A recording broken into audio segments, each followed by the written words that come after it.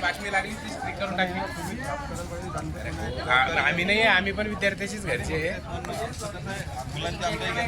मी वर्षा Sonone counsellor आहे आणि आता मी माझ्या मुलीला पेपरला सोडवायला इथे आलेली आहे। 12वीचा परीक्षा आहे तिची आणि जिल्हा परिषद स्कूलचं सेंटर असल्यामुळे आणि मला या स्कूलचा पहिले पण अनुभव आलेला आहे। माझी मोठी मुलगी पण 12वीलाच होती, तेव्हाही आम्ही बघितलं खूप अस्वच्छता आहे, दारूच्या बाटल्या पडलेल्या आहेत तिथे, फुटलेल्या अस्वच्छता आहे, पाण्याची व्यवस्था नाही आहे, टॉयलेटची व्यवस्था नाही आहे। मुलांनी कशा वातावरणात पेपर द्यावा, आपल्या उद्याचं भविष्य आपण म्हणतो, आपण त्यांना घरी इतकं छान वातावरण देतो की त्यांनी त्यांचं माइंड फ्रेश राहून त्यांनी चांगला अभ्यास करावा आणि त्यांचं भविष्य उज्ज्वल व्हावं याच्यासाठी, आणि नेमकं त्यांना जे परीक्षेचा काळ असतो या परीक्षेच्या ह्याच्यामध्ये त्यांनी कुठल्या वातावरणात पेपर द्यावा आणि कसा द्यावा मला तेच कळत नाही आहे की अस्वच्छता याच्यामध्ये नेहमीच बघायला मिळते। आणि मला असं वाटते की हे वातावरण जे आहे ते बदलण्यासाठी प्रशासनाने याकडे काळजीपूर्वक लक्ष द्यावं, कारण पेरेंट्स लोकांना पण खूप त्रास होतो आहे ह्या गोष्टीचा की त्यांचे मुलं कुठल्या वातावरणामध्ये पेपर देणार आहेत।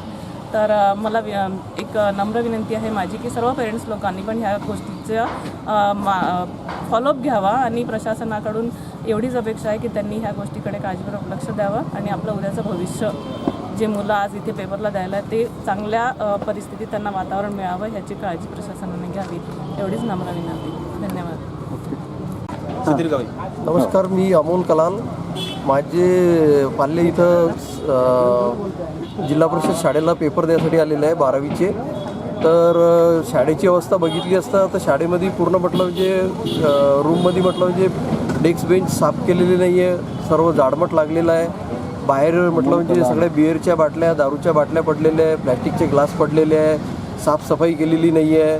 मुलं वर्षभर म्हटलं म्हणजे मेहनत करून म्हटलं म्हणजे बसण्याची व्यवस्था व्यवस्थित केलेली नाही आहे, कुठल्याच प्रकारची म्हटलं म्हणजे पाण्याची किंवा कुठली व्यवस्था केली नाही आहे, पिण्याच्या पाण्याची वगैरे व्यवस्था केलेली नाही आहे। तर प्रशासनाने म्हटलं म्हणजे याची काळजी घ्यावी आणि येणाऱ्या पेपरला म्हटलं म्हणजे सगळ्या सुविधा म्हटलं म्हणजे मुलांसाठी करण्यात याव्या। धन्यवाद।